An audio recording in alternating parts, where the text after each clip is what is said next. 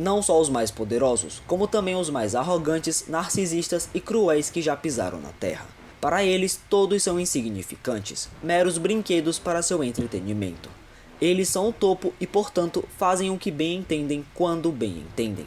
E para aqueles que se opõem, a morte é o destino.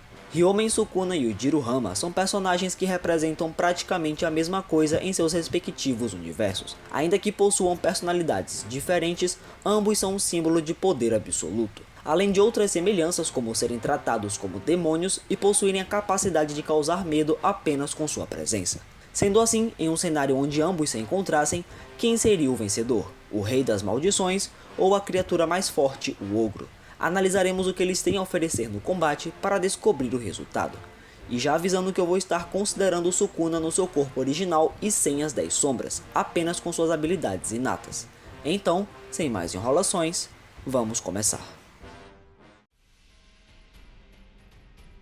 Em Jujutsu Kaisen, o Sukuna é de longe o personagem com maior força bruta, não só por ter a maior quantidade de energia amaldiçoada do verso, como também pelo seu próprio corpo que tem por volta dos 3 metros de altura e uma musculatura bem desenvolvida. Um de seus maiores feitos físicos foi quando ele deu um soco tão forte no Yuji ao ponto de o fazer atravessar um prédio inteiro. E quando eu falei sobre esse feito no vídeo do Yuji vs Homem-Aranha, eu disse que isso chegaria a 600 kg de TNT. Porém eu fui meio burro ali e não considerei que a destruição não só varou o prédio todo, como também abriu um buraco no corpo do Itadori, o que uparia esse feito para mais de 64 toneladas de TNT, ou energia suficiente para destruir um quarteirão. E lembrando que o Sukuna tinha apenas 15 dedos nesse momento e estava no corpo do Megumi. Se considerarmos mais 5 dedos e a diferença de tamanho entre seu corpo real, ele poderia dar um soco com uma potência de 147 toneladas de TNT, sendo multi-quarteirão. Mas isso somente em seus ataques físicos. Considerando suas habilidades, seus cortes básicos com liberação máxima poderiam chegar a nível Vila Pequena, levando em conta que o Sukuna pode lançar vários cortes gigantes de uma única vez. Já a flecha de fogo, que pode explodir vários quarteirões, chegaria a bem mais de 52 quilotons com o Sukuna no 100%, o equivalente a uma bomba nuclear pequena. E o Santuário Malevolente, seu ataque máximo, chega a mais de 2 megatons, sendo poder para destruir uma pequena cidade. E em durabilidade, de longe seu feito mais impressionante foi o de sobreviver ao vazio irrestrito do Gojo, que chegaria a mais de 5 megatons. E dá pra dizer que esse é seu limite, já que mesmo saindo vivo, ele ainda sofreu muitos ferimentos graves.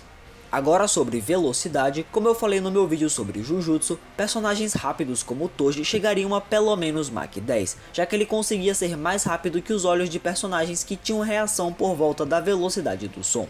E sabendo que o Sukuna, mesmo ferido, ainda era bem mais rápido que a Maki, por exemplo, no seu 100% o Rei das Maldições estaria muito acima de Mach 20.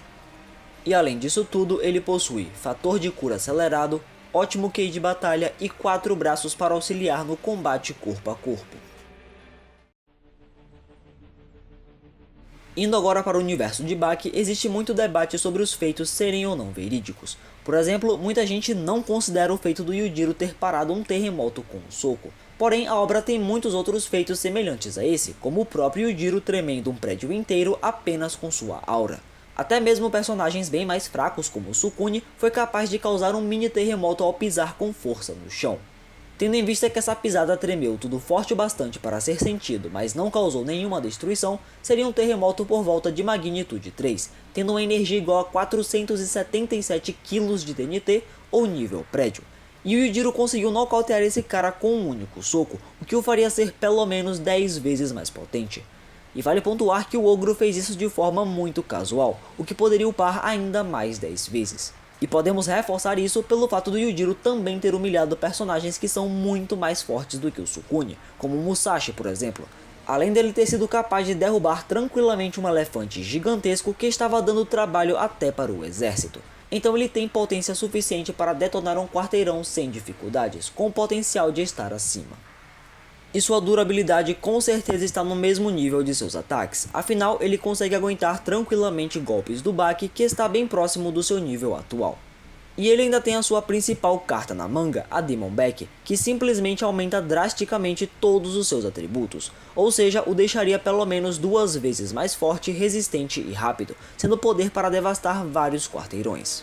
E antes que digam que o Yujiro pode tancar uma bomba atômica, pois foi dito no mangá que um míssil nuclear não seria o suficiente para vencê-lo, saibam que isso é muito mal interpretado, pois a gente vê que o Yujiro nunca deixa sua guarda baixa, ou seja, se lançassem um míssil nele, ele simplesmente iria perceber e sair do local antes de ser atingido. Já em velocidade, temos personagens como Musashi, que conseguiu atravessar uma distância de quase 3 metros em menos de 1 milissegundo. Como o mangá não especifica exatamente o tempo, vamos pegar a média entre o maior e o menor tempo possível, que seria 0,5 milissegundos. Isso daria uma velocidade de mais de 20.800 km por hora ou Mach 16.8. E para variar, o Yujiro era mais rápido que isso, conseguindo reagir e desviar dos golpes com pouca dificuldade, o que o daria pelo menos o dobro desse valor, e com a Demon Back ativada receberia um boost de mais 2 vezes. E em seu arsenal temos maestria em todas as artes marciais e estilos de luta que existem no mundo, percepção extrasensorial extremamente afinada e a capacidade de se adaptar durante uma luta.